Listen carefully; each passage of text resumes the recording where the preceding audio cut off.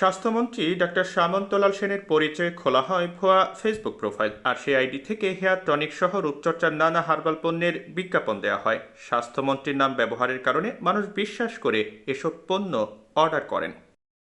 চটকদার বিজ্ঞাপন দিয়ে হার্বাল সামগ্রী বিক্রির রমরমা বাণিজ্যে জড়িত এক ভিয়েতনামি নাগরিক সহ দুইজনকে গ্রেপ্তার করেছে মহানগর গোয়েন্দা পুলিশ। গ্রেপ্তাররা হলেন ভিয়েতনামি নাগরিক ট্রান আন হো থো ওরফে মিস্টার টনি ও নুরুল আমিন ওরফে ইয়ামিন। শনিবার দুপুরে রাজধানীর মিন্টু রোডে ডিবি কার্যালয়ে এক সংবাদ সম্মেলনে এসব তথ্য জানান ডিবি প্রধান মোহাম্মদ হারুনুর রশিদ।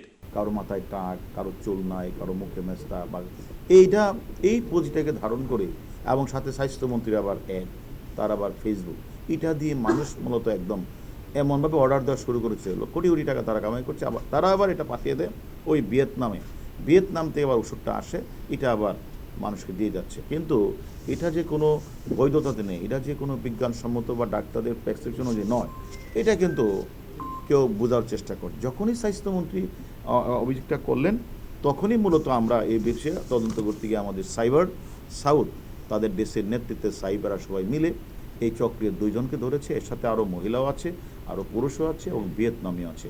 আমরা প্রত্যেকেরই নাম্বার পেয়েছি, আমরা সকলকে আইনের আওতায় নিয়ে আসবো। আমরা মনে করি তাদের কাছ থেকে আমরা 3টা মোবাইল, 4টা ল্যাপটপ এবং প্রতারণার উদ্দেশ্যে বিভিন্ন চাইনিজ ভিয়েতনামি পণ্য পেয়েছি। আমরা সকলকে আইনের আওতায় নিয়ে আসবো। প্রতারণার বিষয়ে ডিবি প্রধান বলেন, মিস্টার টনি ও নুরুল আমিন প্রতারণা চক্রের মূল এজেন্ট। তারা স্বাস্থ্যমন্ত্রী সহ বিভিন্ন সেলিব্রিটিদের নাম, ছবি ব্যবহার করে ভুয়া ফেসবুক অ্যাকাউন্ট খুলে বিজ্ঞাপন দেয়। মাননীয় স্বাস্থ্যমন্ত্রীর নাম, ছবি, ভুয়া আইডি, স্পেস, গ্রুপ খুলে বিজ্ঞাপনটা আমরা পেলাম। তারপরে এইগুলিতে আমরা তদন্ত করতে দেখলাম এটার নেতৃত্ব দিচ্ছে হলো মিস্টার রং, সে হলো ভিয়েতনাম থাকে।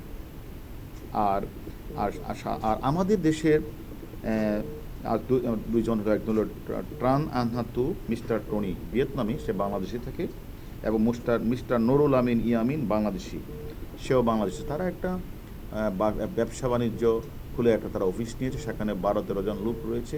সেই লোকগুলি করে কি তারা বিভিন্ন জায়গাগুলিতে তারা টেলিফোন করে করে মানুষের কাছে অর্ডার নেয়। সংবাদ সম্মেলনে জানানো হয়, এসব নিম্নমানের পণ্য ভিয়েতনাম, চীন থেকে আনা হলেও সেসব পণ্য বাংলাদেশে বিপণনের কোনো বৈধতা নেই। সাধারণ মানুষকে এসব বিজ্ঞাপন দেখে পণ্য কিনতে সতর্ক থাকতে বলেন ডিবি প্রধান। আমরা মনে করি তাদের কাছ থেকে আমরা 3টা মোবাইল, 4টা ল্যাপটপ এবং প্রতারণার উদ্দেশ্যে বিভিন্ন চাইনিজ ভিয়েতনামি পণ্য যেগুলি, এই যে এগুলি আমরা এনেছি, এগুলি অনেকেই মনে হয় ইউজ এখনও করছেন। তা আমরা বিনীত অনুরোধ করব, যারা এইভাবে ডাক্তারের প্রেসক্রিপশন ছাড়া আমরা এই ভিয়েতনামের কথা শুনে আর আমাদের মাননীয় স্বরাষ্ট্র ভুয়া পেজ দেখে এগুলি ব্যবহার না করার জন্য আমরা বিনীত অনুরোধ করছি।